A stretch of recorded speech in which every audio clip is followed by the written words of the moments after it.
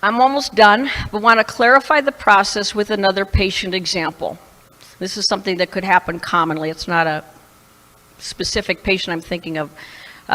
Let's say it's a sick patient who goes into respiratory arrest at home. He is intubated at home by EMTs. They put a tube down his throat to help him breathe. He's taken to the hospital by ambulance, put on a ventilator in the ICU, put on antibiotics for presumed sepsis, given IV fluids because his blood pressure has bottomed out. The bacteria pneumococcus is found in the blood in sputum cultures. Pneumonia is seen on the chest x-ray. Despite the staff's best efforts, he dies 2 days after admission. Like I said, this is not an uncommon scenario. The patient was found to be COVID-19 positive, and the doctor has the option of listing on the death certificate that COVID-19 is the immediate or antecedent cause because the doctor theorizes that COVID-19 contributed. Either way, it goes into the data bank as caused by COVID-19. To reiterate, if a patient tests positive for COVID-19 and dies from another cause such as pneumococcal sepsis, it may be considered accurate to say that person died with COVID-19, not from COVID-19. Yet the CDC guidelines list this case as one more COVID-19 death, and they go to the next questionable death. They label that as COVID-19, and it goes on and on. You could see how these statistics have been made to look really scary when it is so easy to add false numbers to the official database. Those false numbers are sanctioned by the CDC as of their memo yesterday, April 4th. I have made physical copies of those memos in case more people start looking at their website and they decide it's too much truth for us. I hope I was able to make my point. The real number of COVID-19 deaths are not what most people are told and what they then think. How many people have actually died from COVID-19 is anyone's guess. Again, God only knows. But based on how death certificates are being filled out, you can be certain the number is substantially lower than what we are being told. Based on inaccurate, incomplete data, people are being terrorized by fearmongers into relinquishing cherished freedoms. Thank you. Oh, and I have a little PS. Forgot about. You can't have a true case fatality rate without testing massive numbers of people, but that is another topic. What is that old saying? Something along the line, figures don't lie, but liars sure can figure.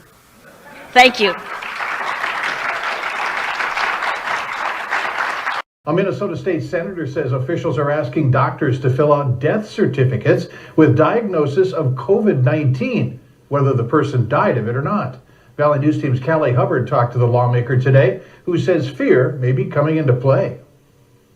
Minnesota Senator and Dr. Scott Jensen says he received a 7-page document from the Minnesota Department of Health on how doctors should go about filling out a cause of death certificate. The letter from the Minnesota Department of Health gives advice to physicians, physician assistants, and others who certify deaths. The doctor says the letter takes you to a CDC website that has recommendations on how to include COVID-19 as a diagnosis for someone who has never tested for COVID-19. Say I have a nursing home patient who's frail and 88 years old and comes down with a cough and a fever, and after 3 days ends up passing away from pneumonia.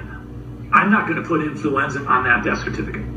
So I doubt that I would be inclined to put COVID-19. Dr. Jensen says each state's reported death numbers are making a lot of people fearful, adding that getting the number right is critical, especially during a pandemic. I worry that sometimes we're so darn interested in just jazzing up the fear factor that sometimes people's ability to think for themselves is paralyzed if they're frightened enough. One of the scenarios listed under the CDC guidance for certifying deaths due to coronavirus says, although no testing was done, the coroner determined that the likely underlying cause of death was COVID-19, given the patient's symptoms and exposure to an infected individual. So is the Minnesota state data reliable? I don't think I have any position to question that per se. I know that I have talked with nursing staff who have been involved with people who have passed away that had either living wills or were on hospice care. In some of those situations, I've been led to believe that there may have been a COVID-19 diagnosis included on the death certificate document without having had a COVID-19 confirmed laboratory test, but I don't have any way to confirm that myself. He says the public isn't stupid, and if you start messing with numbers, you're going to wish you didn't.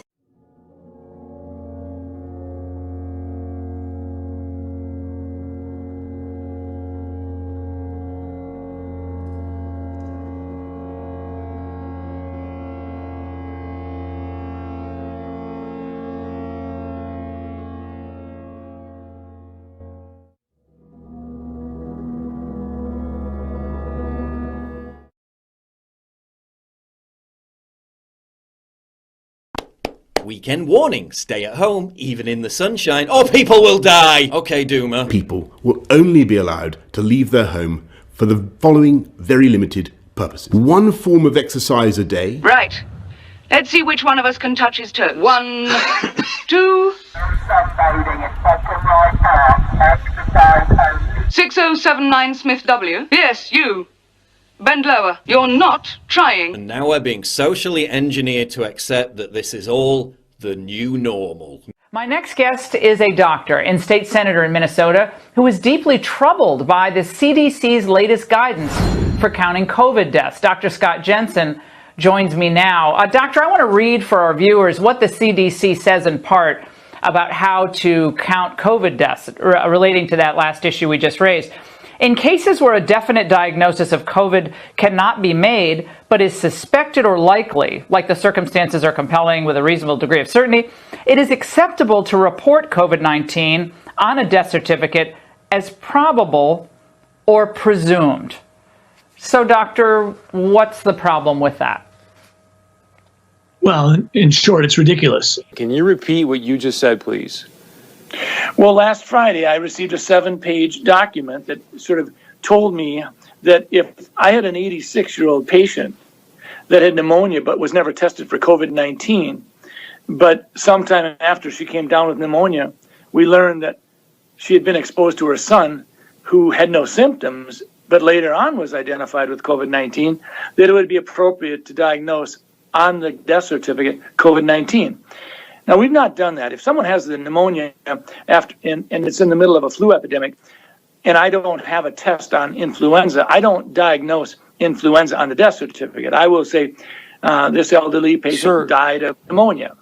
I don't mean to interrupt you, but my heart is sinking right now as you're telling me this. You're a doctor. I spent some time earlier today just going through the CDC's manual on how to complete death certificates and the parts that were specifically written for physicians. And in that manual, it talks of precision and specificity, and that's what we were trained with. The determination of the cause of death is a big deal. It has impact on estate planning. It has impact on future generations. And the idea that we're going to allow people to massage and sort of game the numbers is a real issue, because we're going to undermine the trust. And right now, as we see politicians doing things that aren't necessarily motivated on fact and science, the public's their trust in politicians is already wearing thin. Why in the world would they be sending you out information to fill out death certificates, whether the person's been diagnosed with COVID-19 or not, but then to say in the death certificate this person's death was caused by COVID-19? That does not sound right to me. I went to the person in our office who does most of the death certificates over the last 10, 20 years, and I said, does this sound right? I had her look at the documents that I printed off, and she said, well, we've always been told that you always put down just facts. You don't put down any probabilities. You don't put any presumptions down. It's just what you know. And so this is concerning, and it actually gets to your point, Chris. when we start talking about the data that goes into the modeling, we have to ask ourselves a question. Are we being forthright? Are we sharing with the public? Minnesota, North Dakota, we don't need to be having it sugar-coated. We want to know what's going into your modeling. Let's just take influenza. If I have a patient died a month ago, had fever, cough, and died after 3 days, and maybe had been an elderly, fragile individual, and there happened to be an influenza epidemic around our community, I wouldn't put influenza on the death certificate, and I've never been encouraged to do so. I would put probably respiratory arrest would be the top line, and the underlying cause of disease would be pneumonia, and in the contributing factors, I might well put emphysema or congestive heart failure. But I would never put influenza down as the underlying cause of death, and yet that's what we're being asked to do here. I mean, let's just take someone getting hit by a bus, and they collapse along, and they go into the emergency room, and they're there for 15, 20 minutes. Blood work comes back, COVID test comes back positive, and they die 20 minutes later because of their collapsed lung. We're going to put that down as COVID-19? That doesn't make any sense. So with that being said, why would they want to skew the number of deaths due to COVID-19? Well, fear is a great way to control people, and fear is a great way to control people, and fear is a great way to control people, and I worry about that. I worry that sometimes we're so darn interested in just jazzing up the fear factor